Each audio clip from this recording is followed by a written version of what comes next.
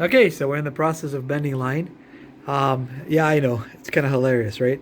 But when I'm bending lines, I like to use foam blocks as supports. Yeah, it's a little bit unorthodox, but what I'm going to do is I'm going to actually have that line go around here, kind of curve, go around here. And I like to use support blocks because that way it allows me to sort of center out the line and kind of predict it from predict it as I run it and as I kind of like create the patterns that I want. I mean, I could have just tightened this up, but I don't want to tighten it up all the way. I kind of want to sort of like play around with it and move it. But by sort of having it, let me close this off because I use these in order to mark my templates. Of course, keep in mind that this is a template for my particular bender, right? This is a rigid bender right here, and this works for my bender. So as I said in one of my previous videos, if you guys want to watch it, and that's some hardline kind of basics, and I talk about, you know, finding a bender that you like and then kind of making some templates for yourself. So this is a template that I made for myself. So now it makes it very easy for me. For example, when I have it on the foam over here, I'm able to sort of figure out, okay, so approximately I would need to, you know, maybe this is not straight, it's straight right here, but it'll allow me to sort of kind of gauge it so I can get it pretty accurate in order to, how do I want my bends to go. So for example, I can go from different angles, kind of see it. Obviously it's not going to be like that, but this at least gives me sort of like a good idea how I'm going to be kind of bending and how that line is kind of gonna go over this this fitting right here, right? So I know that I will mark it over here using my marker, and then when I put it through the bender, I gotta align it and I gotta bend it over here, and then whenever I make that bend, it'll go right almost perfect over the actual fitting. So it basically allows you to straighten up your lines a lot nicer, predict how you're going to be bending, you know what I mean, and kind of get an idea without, you know, detrimenting your fitting or anything like that, or tightening it up. It kind of allows you to sort of visualize how you're going to go around it, and that's kind of what I like to do with my hardline setups. By no means my hardline setups are super advanced, you know what I mean? It's just I basically kind of think it out and I kind of make it work as I go along. You know what I mean? I kind of get the tank and the compressors in a certain configuration that works for me, and then I kind of play around with sort of cool line designs and kind of make it work how I want it to kind of look like and stuff like that. So, you know, so this so far so good. But I just kind of wanted to share with you guys that I use foam blocks, yeah, in order to sort of support my lines, and that way I'm able to sort of bend them and make them work a lot nicer to my advantage. So yeah, that's just one of the methods that I use.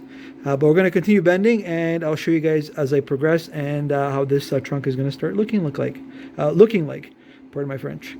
Okay, so managed to do one set of hard lines, the ones that are connecting the compressors onto the tank.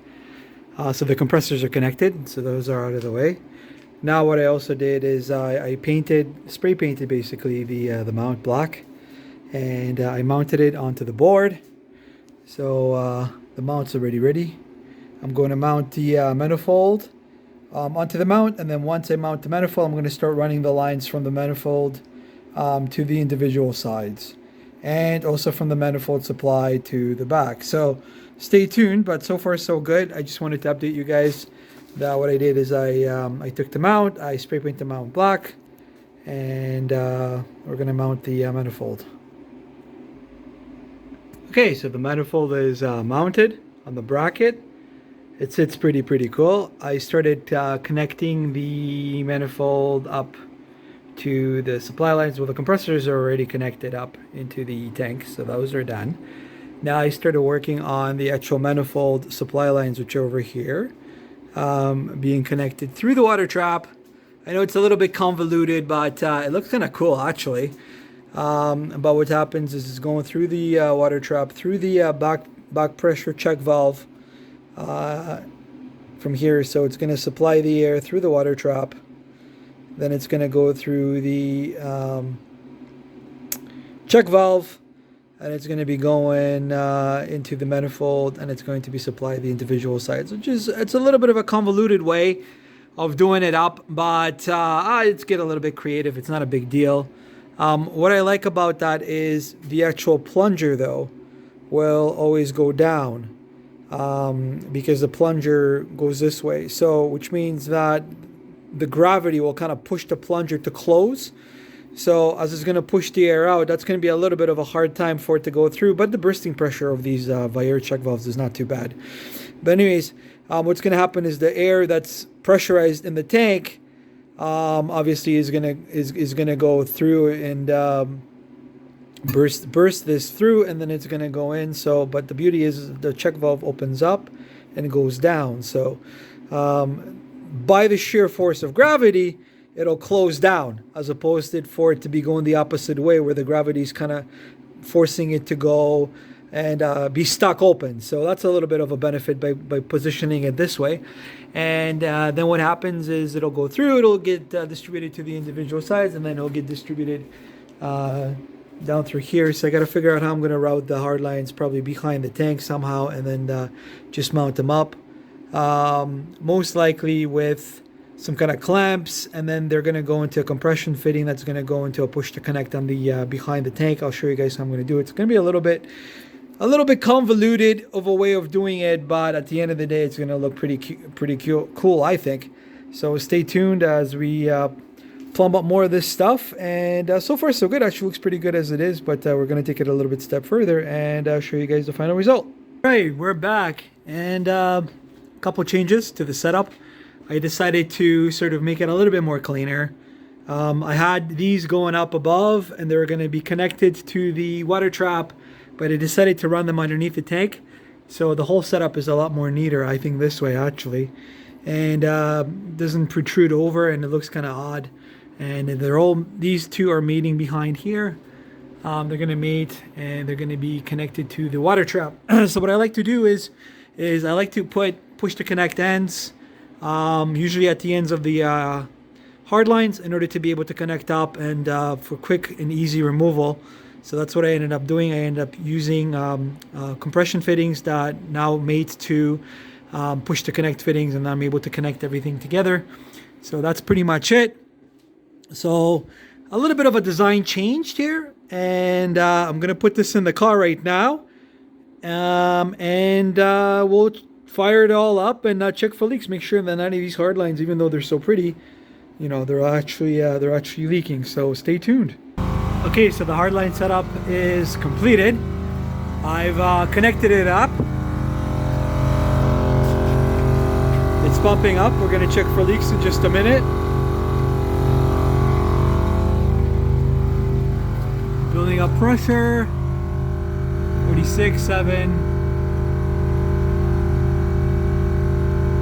The pressure switch is going all the way up to 170 psi, so it should turn off in a minute. Seems to be holding. Doesn't look like it's drastically dropping. I'm gonna have to do an overnight check anyways. It's almost there. 170. 5. 7. Okay. Do we hear any hissing?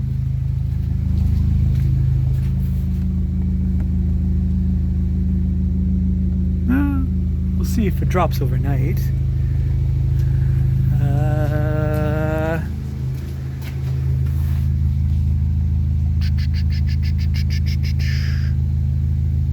All right, so we're gonna check it out. I'm gonna use my leak detector, trusty leak detector. I love this guy, Master's leak detector. And I'll soap it all up and see if we're getting any bubbles. And then we'll check in a sec. All right, so we buttered it up. Nada. No bubbles. No bubbles. No bubbles. So the front hard lines are beauty. So let's wait a little bit. No, let's wipe these up.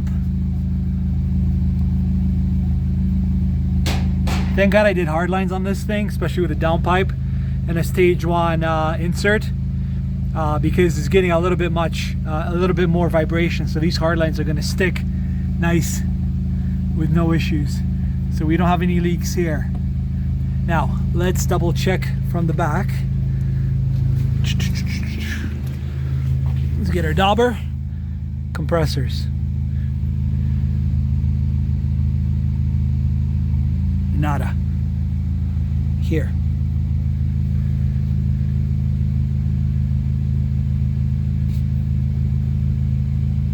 Nada.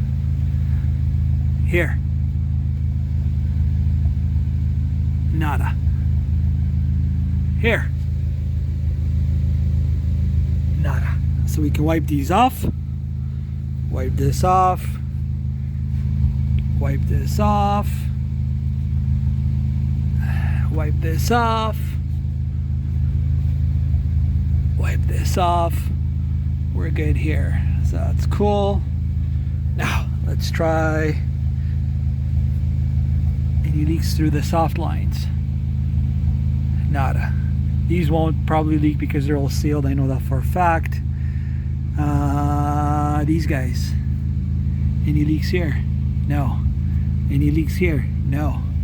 Any leaks here? Any leaks here? Any leaks here? Any leaks here? Nah, they're all solid. I don't see anything. All right, what about the compressions? Stop it. Nothing. Nothing. Nothing. Nothing. You'd literally see if they're leaking. No. So far so good. You'd see it. You'd see it. Everything else is sealed, so I don't have any leaks. This is beautiful. Now, one of the reasons why I went with a push to connect fitting here for the check valve is because we all know that check valves need to be able to be replaced. So that should be easily replaced. Just with push to connect fittings, remove it, off I go. So no problem. But I'm gonna wipe these up, and so far so good. No leaks. This is how easy it is to diagnose leaks using the dauber leak detector. So this is beautiful. Successfully done. No issues. Let me just see if I have any leaks from the purge valve. Anything here? I didn't use the most expensive purge valve, but no, it doesn't seem like it's leaking. So let me move it up here, above everything. No, so no leaks. It's a little bit rough in the back, obviously, because I went from the hard lines to the soft lines, but at the end of the day, I know it's solid, it's not leaking, so it's nice and crisp, and I think we're good to go. So I'm gonna turn off and I'll show you a full video of how the trunk looks like in a minute. All right, so that's all they wrote. I think it looked pretty cool compared to what it was. I gotta clean up the trunk a little bit here, but other than that, I think it looks actually quite spectacular. So I really like the progress and how it looks like. So that's all she wrote. Still pretty solid. So we're good. We're gonna monitor for leaks, obviously, and that's it. So VDub, hardline setup complete.